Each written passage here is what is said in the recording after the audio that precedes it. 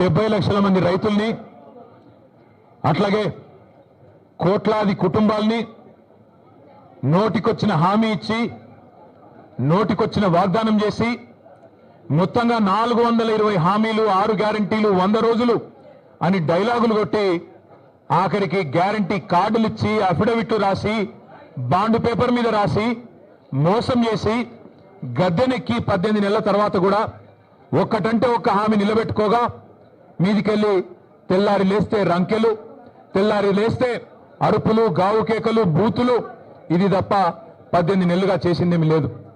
కానీ basic knowledge లేని ముఖ్యమంత్రి అని తెలిసినా ముఖ్యమంత్రి ముచ్చటపడుతుంది కదా, దమ్ముంటే రండి చర్చకు అని ఖార్గే సాబ్ సాక్షిగా సవాల్ విసిరింది కదా.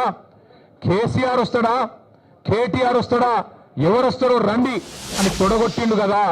వస్తాడేమో అనుకొని ఇక బేసిక్ నాలెడ్జ్ లేదు కాబట్టి ఓ 72 గంటల టైం తీసుకో, ప్రిపేర్ అయ్యి రా, నువ్వు ఎక్కడికి రమ్మంటే అక్కడికి వస్తాం. ఒకవేళ ఎందుకంటే నీకు మాట మీద నిలబడే అలవాటు లేదు కాబట్టి, నువ్వు మాట తప్పుతావని తెలుసు కాబట్టి నీకు జూలై 8 నాడు 11 గంటలకు మేమే ప్రెస్ క్లబ్కి వస్తాం. ప్రెస్ మిత్రుల సాక్షిగా ఒక న్యూట్రల్ వెన్యూ మీద రాష్ట్రంలో మీడియా సాక్షిగా రాష్ట్ర ప్రజల సాక్షిగా ఎవరేం చేసినరో రాష్ట్ర రైతాంగానికి రాష్ట్రంలోని యువతకు 10 ఏళ్ల కేసీఆర్ ప్రభుత్వం ఏం చేసిందో 18 నెలల నీ ప్రభుత్వం ఏం చేసిందో తేల్చుకుందాం రమ్మని ముఖ్యమంత్రి గారు సవాల్ విసిరితే స్వీకరించి నేను వస్తాను చెప్పిన. వస్తాడేమో అనుకున్న ముఖ్యమంత్రి, పోనీ ముఖ్యమంత్రి రాకపోతే ఆయన తరపున ఒక బాధ్యత గల్ల ఉప ముఖ్యమంత్రినో ఒక వ్యవసాయ మంత్రినో లేదా మరొక మంత్రినో పంపుతారేమో అనుకున్నా. కానీ వాళ్ళ తేలిపోయింది, రేవంత్ రెడ్డికి రచ్చ చేయడం వచ్చు తప్ప చర్చ చేయడం రాదు అనేది మాత్రం కారాఖండిగా తేలిపోయింది. రేవంత్ రెడ్డికి బూతులు మాట్లాడడం వస్తుంది తప్ప రైతుల గురించి మాట్లాడడం మాత్రం రాదు అనేది స్పష్టంగా తేలిపోయింది.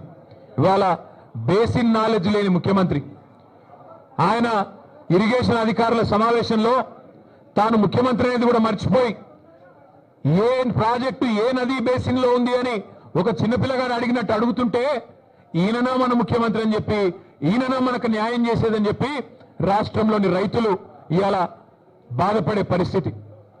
వాస్తవం ఒకటి మాత్రం, నీళ్లు నిధులు నియామకాలు ఇది ఆనాడు కేసీఆర్ గారు, తెలంగాణ ఉద్యమకారులు జయశంకర్ గారు ఇంకా తెలంగాణ బిడ్డలు ఆనాడు తెలంగాణ ఉద్యమానికి ఇచ్చిన శీర్షిక నీళ్లు నిధులు నియామకాలు. ఇవాళ రేవంత్ రెడ్డి గారు కూడా అదే పాటిస్తున్నారు, నీళ్లు నిధులు నియామకాలు. నీళ్లేమో ఆయన గురువు గారు చంద్రబాబు గారికి కృష్ణా నీళ్లను గోదావరి నీళ్లను తెలంగాణ రైతులకు సున్నం పెడుతూ తెలంగాణ రైతుకు మోసం చేస్తూ అక్కడ కింద గోదావరిలో బనకచెర్ల కడుతుంటే దానికి పచ్చజెండా ఊపుతాడు.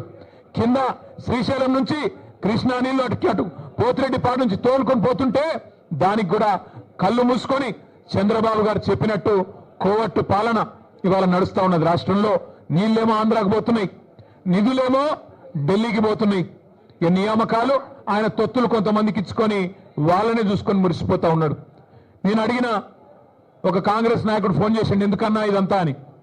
నేను అడిగినా, మరి మీ ముఖ్యమంత్రి పిలిచిండు కదా ఎక్కడ పోయిండు అన్న ఢిల్లీకి పోయిండు అన్నాడు. ఎందుకు పోయిండు ఏమిటి పోయిండు అని నేనన్నా. ఎరువుల బస్తాల కోసం పోయిండు అన్నాడు. ఎరువుల బస్తాల కోసం పోయిండట. ఎట్లుందంటే ఇది వెనకటికెవడో తాటి చెట్టు ఎక్కిండట. ఎందుకు ఎక్కినవా తాటి చెట్టు అంటే దూడకు గడ్డి కోసం ఎక్కిన అన్నాడట. రేవంత్ రెడ్డి ఎరువుల బస్తాల కోసం పోయినట్టు ఎవరు నమ్ముతారా రాష్ట్రంలో? రేవంత్ రెడ్డి ఏ బస్తాలు తీసుకొని పోయిండో ఢిల్లీకి అందరికీ తెలుసు. రేవంత్ రెడ్డి వాళ్ళ ఢిల్లీ భాషలకు కేంద్రంలో ఉండే పెద్దలకు ఏ బస్తాలు మోస్తాడో ఏ బస్తాలు మోసి ఇవాళ ఆ పదవి కాపాడుకుంటున్నాడో రాష్ట్రంలో చిన్నపిల్లలకు కూడా తెలుసు. మనోళ్ళు సోషల్ మీడియాలో మా తమ్ముళ్ళు చెల్లెళ్ళు మంచిగా ముద్దు పేరు పెట్టిండ్రు, పే సీఎం